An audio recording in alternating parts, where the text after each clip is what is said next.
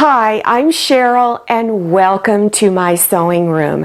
I'm going to be starting a new quilt project called the Novice/Beginners Sampler Quilt 2019. The reason why I said novice beginners is because I want you to understand it is truly a beginner's quilt project. So if you've never made a quilt block before and you thought you might want to give it a try, this is the project for you. So I don't want to discourage you beginners from at least giving it a try. I've made my notes here so that I wouldn't forget anything I wanted to tell you. There's going to be 6 different block patterns. You're going to be making 2 of each of those block patterns, and each block that you make, you're going to use different fabrics. So it'll have that kind of scrappy patch look. So you don't have to worry about everything being matchy-matchy. There's also going to be quilt sashing. Sashing is those narrow strips of fabric that go in between each block so that each block will stand out from each other. We're going to use a very basic sashing. You don't have to worry about little cornerstones. Those are those little squares that go at the end of each sashing piece. We're not going to do that. So also I will explain to you how to layer your quilt. In other words, you're going to make your quilt top first. Piece all the blocks together, stitch the sashing on, then I will explain how to put your cotton batting and the fabric on the back. I don't even want you to buy fabric for the back yet or the cotton batting. Wait till we are ready to do that so you'll know exactly how much you're going to need. There will be quilt binding on this. Also, I'll recommend different types of quilting stitches that you can use. You can either use a straight stitch or maybe your sewing machine has a few quilting stitches on it, which you can also use. Now don't be afraid of that quilt binding.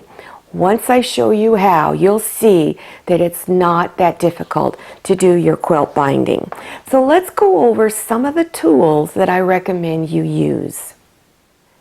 The size of the rulers you use are so important.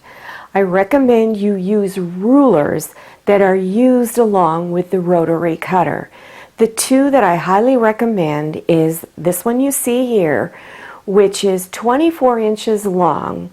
Now this one's 8.5 inches wide, but I recommend you get at least a 6.5 inch wide by 24 inch long ruler.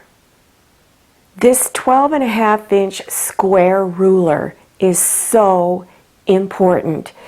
It has multi-uses. You use it to square up your block to 12.5 inches square, but you can also use it to cut out a variety of sizes of pieces of fabric. These are rotary cutters. This is also very necessary if you want to get into quilting. You're going to get better accuracy with the rotary cutter, and it is specifically used with the rulers that I showed you previously. The size I recommend that you get if you are a beginner is 45 millimeters. In order to use a rotary cutter, you need a rotary cutting mat. This one is 16 3/4 by 22 3/4. I recommend you purchase the largest one that you can afford. The cutting mat that is underneath this one is 33 inches by 56 inches, and you would have to put it on your dining room table or purchase a special table that accommodates it. These are extra long straight pins.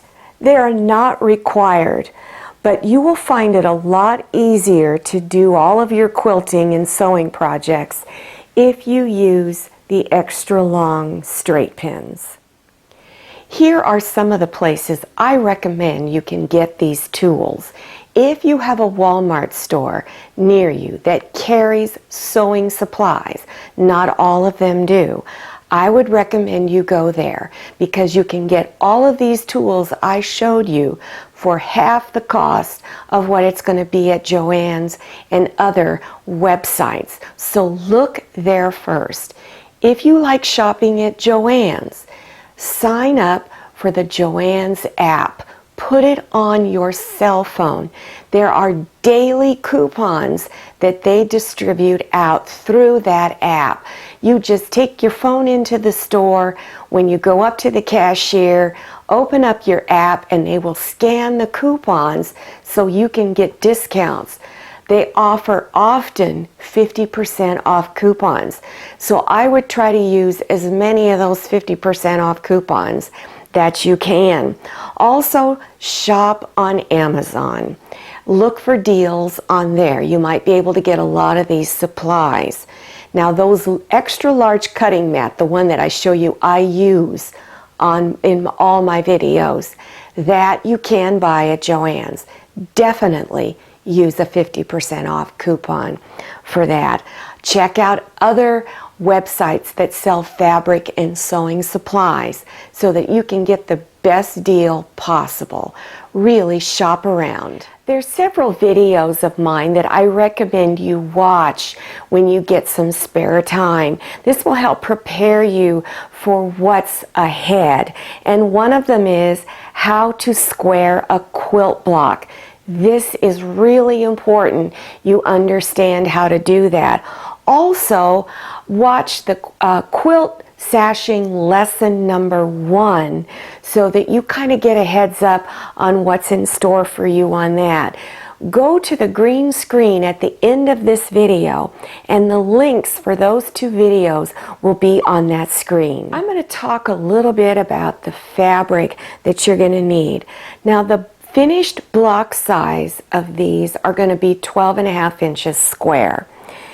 I recommend you use scraps. If you have a scrap stash, go through it and pull out pieces that you can use. If you do not have a stash, I recommend you buy anywhere from 1/8 of a yard to 1/4 yard, or buy fat quarters, which are about 18 by 20 inches each.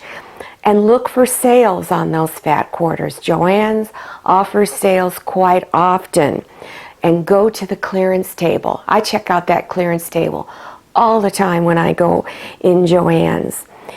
Each pattern, block pattern, you're going to make 2. You're going to use different fabrics in each. So I'm going to go over the kind of fabrics that I recommend. These are solid fabrics. There is one problem using solid fabrics, and I'm not discouraging you from using them, but there is a problem. If you use solids, often they run, the color runs, the dye seeps out onto other fabrics in your quilts. So I want to stress pre-washing the fabrics, and I'll go over the steps you need to do for doing pre-washing. So if you use solids, make sure that if you're, let's say you want one block that's just nothing but green, use a light green and a dark green. So you want to make sure you have fabrics that have a sharp contrast in them. Or you can use a print like this. This is a print. It has a design on it, but it almost looks solid. And then here's another print that's got pink in it like this. Now this is actual fabric I'm using in the very first video that I'll put out. So this is what I mean by what you want, a sharp contrast. And here's another example of prints. This is another one I'm going to use in that first video I'm putting out. Remember, you're going to make 2 blocks, and each block pattern will have different fabric in it. So this green has white dots in it that go with the white daisies, and the dark green complements the leaves in the pattern. So that's what I mean by selecting fabrics that complement each other. Every time I release a video, someone always asks me, should I pre-wash my fabrics? Yes. When you're using quilting fabric, I highly recommend you pre-wash it. Here is a sample of fabric that was pre-washed, but I forgot to do a zigzag stitch along the edges. So it literally unraveled and made kind of a mess. So I would have to cut this off. So I've lost ½ inch to 1 inch of my fabric. So if you're buying really small amounts, 1/8 of a yard, you're going to lose some of that. So before you put it in the washing machine, do a zigzag stitch along the edges. And remember, those solids will run. Wash your solids separate from your other fabrics. Don't put them all in together. You can put like colors together. And then of course run it through the dryer to get any shrinkage out of it, and then give your fabric a good pressing. So before you cut and stitch this quilt together and do all of that work, wash it first, because you don't want it to shrink and pull and run, the colors running all over the place after you've done all that work. Well, I hope you decide to take on this project. You will learn a lot. Even if you never want to make another quilt again, you will learn a lot about sewing that you can apply to other sewing projects that you might do. Now, if you like this video, please click on that thumbs up button. Also, click on that curved arrow to share this video with your friends. And if you haven't subscribed yet, click on that red button down there in the lower right-hand corner of your screen.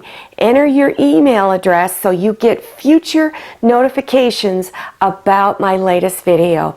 I'm Cheryl. I'm so glad you came to my sewing room. I'll see you next time, and happy sewing!